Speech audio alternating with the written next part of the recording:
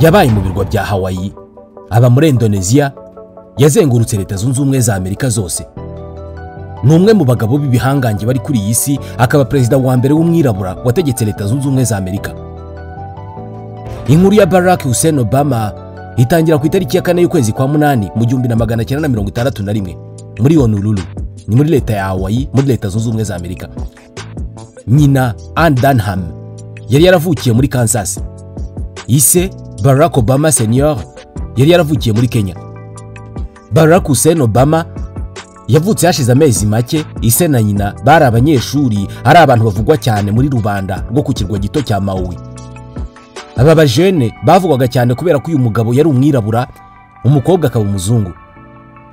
Birumvikana kubera ko hano twari mu kindi gihe, ni mu ntangiriro z'imyaka y'1960. Iki gihe kubona umugore n'umugabo badahuje ibara ry'uruhu, ni ukuvuga umwe ari umuzungu undi ari umwirabura, byari ikintu kiboneka gake cyane muri Leta Zunze Ubumwe za Amerika. Gusa aba bajene Ann Dunham ndetse na Barack Obama Senior bari bariyemeje kugera kure. Bashakaga gushyingiranwa. Nyina wa Ann, Madeleine, ni ukuvuga nyirakuru wa Barack Obama, yarwanyije cyane ugushyingiranwa k'umukobwa we n'umwirabura.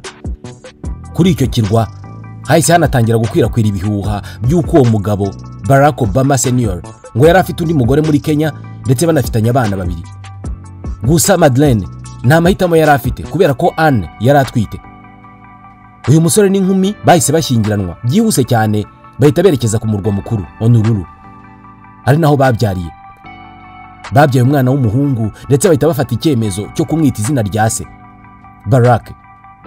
Bidatinze ubuzima bwabo bwahise buhinduka kubera ko Barack Obama Senior yahise abona bourse yo kujya kwiga muri kaminuza y'igitangaza ya Harvard muri Massachusetts. Yaragiye kwiga iby'ubukungu. Birumvikana nta muntu wanga kujya kwiga muri Harvard. Uyu mwana muto Barack Hussein Obama yari afite imyaka 2 y'amavuko. Ababyeyi be baba baratandukanye. Mbere y'uko agenda, ise yavuze ko azagaruka, ariko ntabwo yigeze azirikanira isezerano.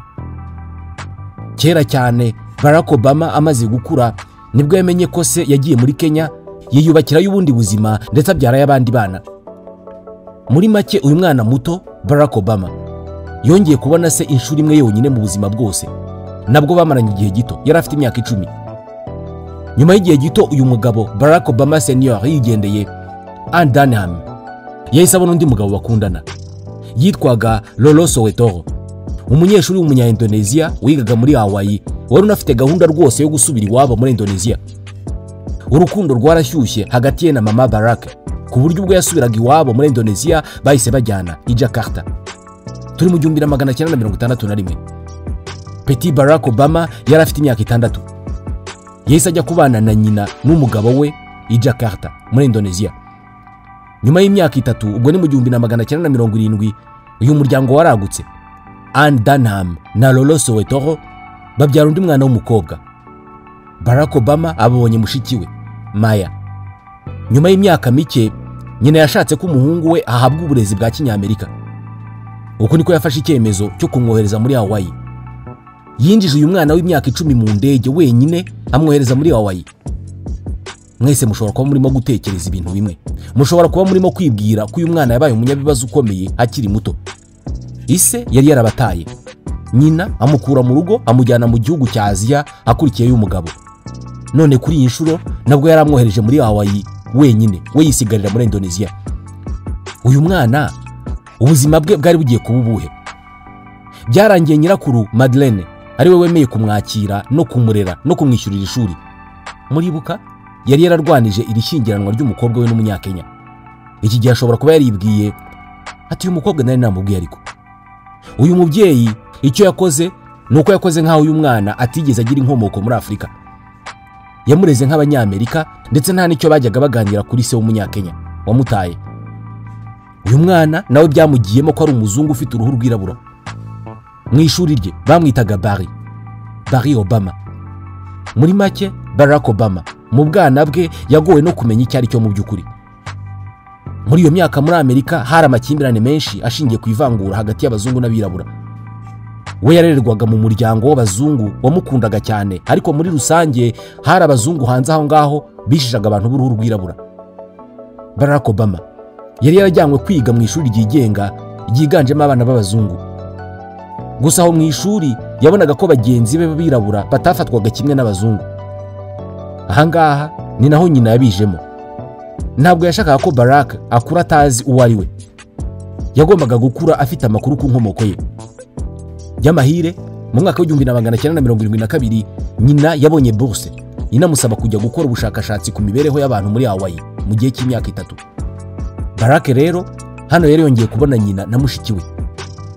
Muri iyi myaka 3 bamaranye, nyina yamubwiye byinshi kuri se n'umuryango we muri Kenya. Amubwira ku muco w'abirabura b'abanyamerika ndetse anamubwira uwitwa Martin Luther King n'ubuhirimbanyi bw'uburenganzira bw'abirabura. Mu 1975 nyina na mushiki we bagombaga gusubira Jakarta muri Indonesia, ariko Barack yagombaga kugumana na nyirakuru kugira ngo arangize amashuri yisumbuye muri Hawaii. Ku myaka 18 Barack Obama yashakaga kuguruka n'amababa ye. Yashakaga kumenya isi. Uko niko yahise ava kwa nyirakuru afata indege ajya kuba muri California. Turi mu 1979 yahise yandikisha muri Occidental College of Los Angeles. Ryari ishuri ryiza cyane. Akirigeramo abanyeshuri n'abarimu bahise babona ikintu kidasanzwe kuri uyu musore muto. Bavuga ko ari umusore uri cool, yari mwiza ku isura, asabana n'abantu bose, atumagura agatabi. Yahise aba umusore ukundwa cyane mu ishuri rye ryose.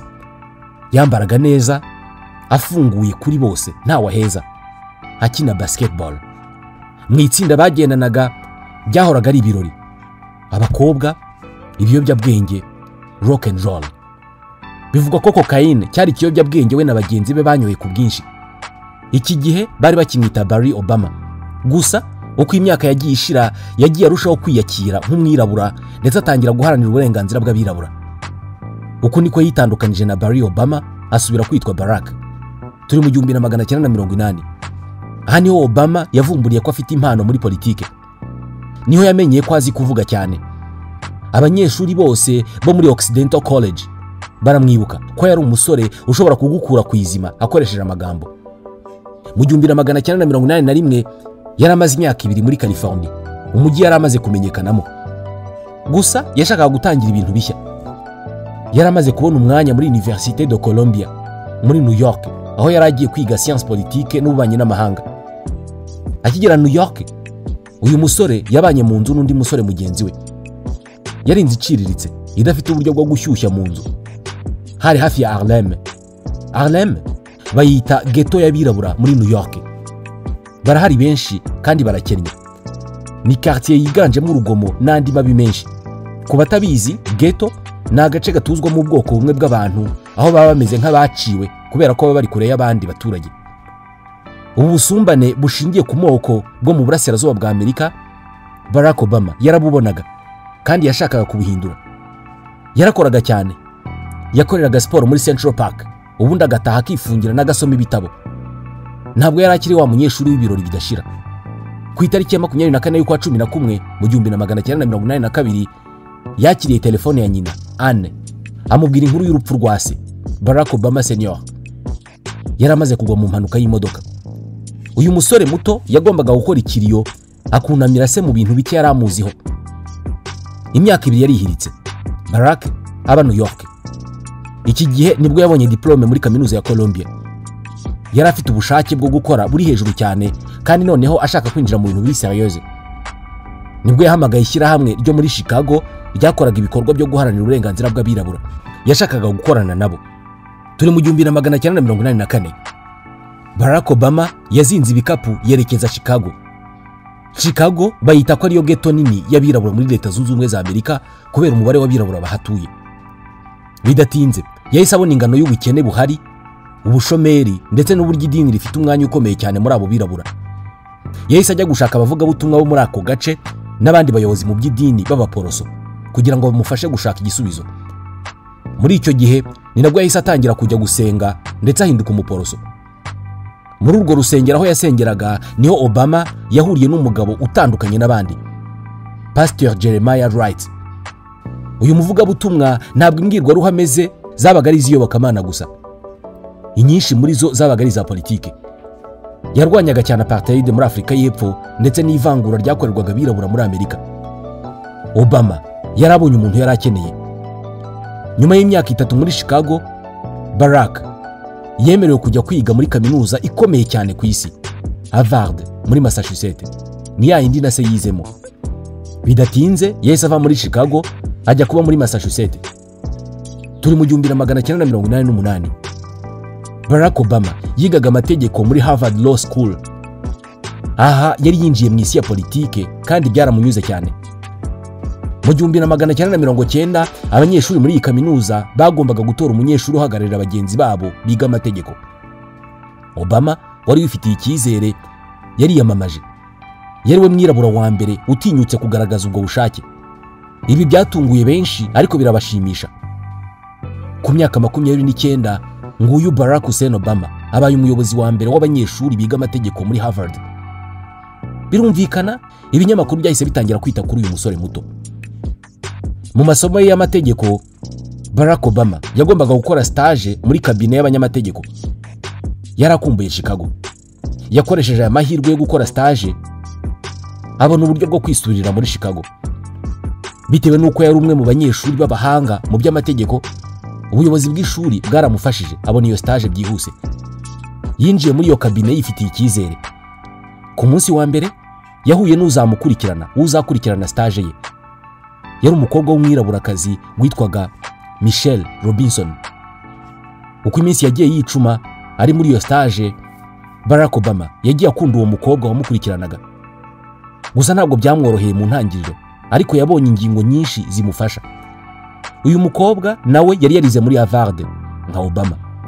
Nawe yari yarabaye muri quartier zigoye zo muri Chicago nka Obama. Nawe yari yarihebeye guharanira uburenganzira bw'abirabura nka Obama. Byemezwa ko bwa mbere amwemerera ko basohokana ngo bajyanye kureba filime muri salle de cinéma.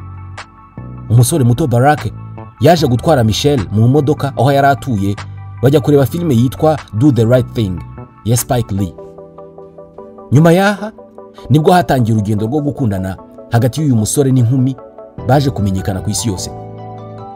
Mu ntangiriro z'umwaka w'1992, Barack Obama na Michelle bakoze urugendo. Barack yari yararose igihe kirekire. Bagiye muri Kenya. Barack yari agiye kumenya umuryango wa se, ariko agiye no kwerekana umukobwa bazabana. Turi mu kwezi kwa 10 mu 1992. Barack na Michelle barashyingiranywe. Birumvikana uwabashyingiye ni Reverend Wright. Muri icyo gihe Barack yakoreraga kabine irengera uburenganzira bw'abirabura, naho Michelle we yari yarabonye akazi mu buyobozi bw'umujyi wa Chicago. Michelle niwe weretse Barack abayobozi batandukanye b'umujyi. Niwe wamufashije kumenyekana nk'umuntu uharanira uburenganzira bw'abirabura muri Chicago. Michelle na Barack Obama bari batuye mu mujyi wa Chicago muri leta ya Illinois. Aha niho Barack yatangiriye kugerageza bwa mbere amahirwe ya mbere yo kwinjira muri politike ya nyayo. Aha niho yagerageje kwiyamamariza kuba umusenateri wa Illinois. Kuvuga senateri wa Illinois ntabwo ari senateri uhagarariye Illinois muri Sena ya Amerika. Oya, ni senateri w'iyo leta, kubera ko buri leta muri Leta Zunze Ubumwe za Amerika igira sena yayo. Aya matora yarayatsinze. Maze mu 1995 Barack Obama aba umwe mu basenateri 59 ba leta ya Illinois. Iyi ngiyi yari intsinzi ikomeye, ariko hari umuntu umwe utarishimiye intsinzi. Michelle Obama yatekerezaga ko politike ari umutego, ko umugabo we atazongera kubona umwanya wo kwita ku muryango, kandi ko nta n'amafaranga ahagije abamo.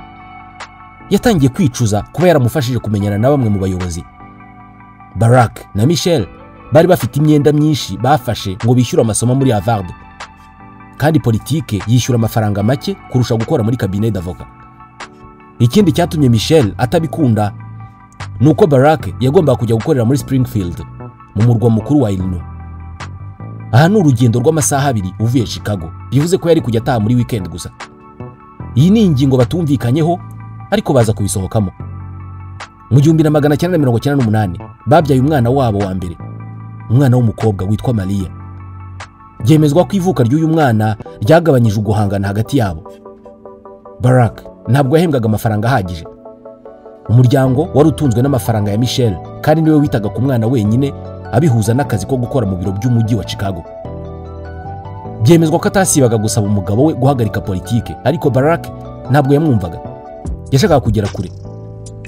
Mu mwaka wa 2000 Barack Obama yatangiye urugendo rwo kwiyamamariza kuba senateri ku rwego rw'igihugu.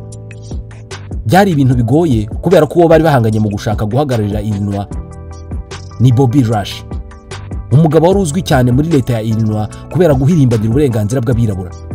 Yari yarahoze ari muri Black Panther. Uyu ni umuryango wamenyekanye cyane mu guharanira uburenganzira bw'abirabura muri Amerika. Hateguwe ikiganiro mpaka hagati y'abakandida bombi kinyura kuri televiziyo, maze Obama akozwe isoni na Bobby Rush. Yaramurushije cyane. Uburyo Bobby Rush yakoresheje ngo atsinde Obama ni ukugaragaza ko senateri Obama nta kintu na kimwe yigeze akorera abaturage ba leta ya Illinois, ko ahubwo ari umunyeshuri muto wo muri Harvard warezwe n'abazungu agakurira mu mico y'abazungu. Yagaragazaga ko nta kintu na kimwe uyu musore muto azi kubirebana no guhirimbanira uburenganzira bw'abirabura. Obama yatsinzwe aya matora. Nkuko byumvikana, yagombaga guhita ahagarika politike kubera ko ntabwo yabonaga amafaranga ahagije kandi byari bigaragaye ko afite urugendo rwo gukora. Ikindi nuko mu rugo ibintu byari byarahindutse cyane, kuko mu 2001 bari barabyaye undi mwana w'umukobwa, Sasha. Gusa nubwo yari atsinzwe amatora yo kujya guhagararira leta ya Illinois muri Sena i Washington, yagombaga gukomeza kuba umusenateri muri leta ye, yagombaga kurangiza manda ye. Gusa nubwo atabonye amahirwe yo kujya Washington, ariko yaramenyekanye cyane. Mu gihugu hose yatangiye kuvugwa. Muri Sena ya leta ye yagiye ateza impaka zatumye amenyekana cyane. Nk'urugero, mu 2003 yatorewe kuyobora komisiyo y'ubuzima rusange muri Sena ya Illinois. Kuri uyu mwanya yatoresheje imishinga 26 y'amategeko arebana no koroshya ubuvuzi n'uburezi muri Illinois. Yanarwanyije cyane intambara ya Amerika muri Iraq yatangijwe na George W. Bush. Yashakaga ubuyobozi uko byagenda kose. Mu mpera z'umwaka wa 2003 bamubwiye ko hari umwanya ubonetse muri Sena ya Amerika i Washington. Kuri iyi nshuro yese yiyemeza ko noneho bigomba gutungana. Yasezeranije Michelle ko nibidakunda rwose ngo azahita ava muri politike. Michelle yemeye kumufasha, birangira nawe atangiye gukunda ibya politike. Iki gihe ngo yaramufashije cyane, haba mu gutegura imbwirwaruhame, uburyo bwo kwitwara imbere y'abantu n'ibindi. Mu 2004 Barack Obama yari mu bikorwa byo kwiyamamariza nanone kwinjira muri Sena ya Amerika. Iki gihe yateguye imbwirwaruhame yo kuzavuga hatangizwa igikorwa cyo kwemeza umukandida uzahagararira ishyaka ry'abademokrate mu matora ya perezida, hari Boston. Yari imbwirwaruhame yo gushyigikira umudemokrate John Kerry wagombaga guhatana na George W. Bush mu matora ya perezida yo mu 2004. Iyi mbwirwaruhame yayiteguranye na Michelle, bayita The Audacity of Hope, guhangara kugira icyizere. Imbere y'ibihumbi n'ibihumbi by'abayoboke b'ishyaka ry'abademokrate, yavuze imbwirwaruhame yahisemo gukoresha ijwi ririmo ingufu.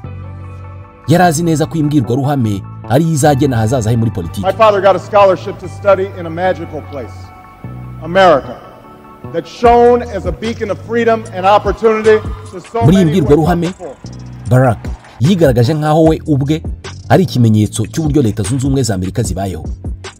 Yagaragaje uburyo se yahawe amahirwe yo kwiga muri kaminuza nziza, kandi usibye kuba yari umwirabura yari n'umunyamahanga. Ati iyi niyo Amerika dushaka. Iyi mbwirwaruhame yabaye nk'igisasu gituritse mu isi ya politiki ya Amerika. Ishyaka ry'abademokrate ryahise ribona umuntu ugaragaza isura yaryo wa nyawe, umuntu uvuga ibyo riharanira. Barack Obama yahise ahinduka isura nshya y'ishyaka ry'abademokrate. Barack yatangiye kuvugwa hose muri Amerika, ndetse ku itariki ya 2 y'ukwa 11 mu 2004 yatorewe kuba umusenateri uhagarariye leta ya Illinois muri Kongere ya Amerika i Washington. Yari icyamamare, ari umujene, kandi abanyamerika basaga n'abamutegerejeho byinshi. Ibi bimaze gutungana, yahise atangira gutekereza kurota izindi nzozi zirutizi. Yatangiye gutekereza guhangara, kwizera. Ku itariki ya 10 y'ukwa 2 mu 2007 Barack Hussein Obama yatangaje ko agiye kwiyamamaza mu matora y'ibanze ngo azahagararire ishyaka ry'abademokrate mu matora ya perezida yo mu 2008. Uwo bari bahanganye mu gushaka guhagararira ishyaka yari Hillary Clinton, umugore wahoze ari perezida wa Amerika Bill Clinton. Mu bigaragara uru rwari urucabana.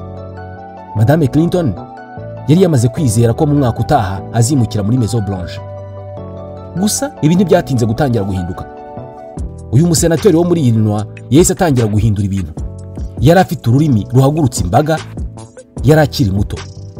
Ikusanyamakuru ryatangiye kumuha amahirwe yo gutsinda. Ku itariki ya 8 y'ukwa mbere mu 2008 yavuze imbwirwaruhame yubakiye kuri rya jambo yashyize imbere, ari ryo icyizere. Ni imbwirwaruhame yaje kwamamara yise Yes we can. Isi yose yari ikurikiye. Hano wari hatangiye igisekuru Obama. Hagati aho irushanwa ryari rikomeye mu matora. Madame Clinton yarabibonaga ko arimo kurushwa, maze mu mpera z'ukwezi kwa 8 mu 2008 yiyemeza kujya inyuma ya Barack Obama aramushyigikira. Maze ku itariki ya 28 ukwezi kwa 8 mu mwaka wa 2008 wari umunsi w'isabukuru ya 45 y'imbwirwaruhame I Have a Dream ya Martin Luther King. Barack Obama yemezwa n'ishyaka ry'abademokrate ngo azarihagarare mu matora y'umukuru w'igihugu mu kwezi kwa 11 mu 2008. Barack Obama yagombaga guhatana na John McCain, wari umuntu wa hafi cyane ya Perezida George W. Bush. Obama yari afite umugabo bafatanya kwiyamamaza witwa Joe Biden. Aba bagabo bari inshuti kuva kera kubera ko bakoranye muri Sena. Barack yamutangaje nk'uzamubera vice president natsinda. Undi mufatanyabikorwa we muri iri rushanwa birumvikana ni Michelle. Kuri Obama ntabwo byari byoroshye kubera ko n'ubwa mbere yari agiye kwiyamamaza mu matora akomeye kuri uru rwego, kandi yari mushya ku rwego rw'igihugu. Birumvikana mu kwiyamamaza bakoze amakosa menshi, rimwe na rimwe akomeye yari agiye no kubagezayo. Nk'urugero, ku itariki ya 18 y'ukwa kabiri mu 2008 Michelle yagiye muri Madison muri Wisconsin agiye gusaba abaturage kuzatora umugabo we. Uwo munsi Madame Obama yavuze interuro yari ibakozeho. Yavuze ko ku nshuro ya mbere noneho atewe ishema n'igihugu cye. Byari bibakozeho. Abaturage barahaguruka bati imbere hose, utewe ishema n'igihugu cyawe kubera ko mugeze ku rwego rwo guhatanira kukiyobora. Gusa barabirokotse. Uburyo Barack yasohokaga mu bibazo nk'ibi nibyo byatumaga akomeza gukundwa. Yageze ashyigikirwa n'ibyamamare byinshi muri Leta Zunze Ubumwe za Amerika. Nta nubwo ariho gusa, natwe twatangiye kumumenya. Mu kwezi kwa 10 mu 2008 mu kiganiro mpaka na McCain, Obama yahaye abanyamerika isezerano: tuzica Ben Laden, tuzica Al-Qaeda. Iri sezerano ryakoze abanyamerika bose ku mutima, bari bakiri mu ihungabana ry'ibitero byo ku itariki ya 11 Nzeri mu 2001. Kubera ibi byose, ku itariki ya 4 y'ukwa 11 mu 2008 Barack Obama yatsindiye kuyobora Leta Zunze Ubumwe za Amerika, atsinda John McCain. Aba perezida wa 44 wa Leta Zunze Ubumwe za Amerika na perezida wa mbere w'umwirabura uyoboye iki gihugu cy'igihangange. Itorwa rye ryabaye ikimenyetso cyo gutera imbere mu myumvire ya Amerika yashegeshwe n'ivangura, ikimenyetso cy'uko byose bishoboka. Ku itariki ya 20 y'ukwa mbere mu 2008 yarahiriye muri Capitol imbere y'abantu bagera kuri miliyoni 2.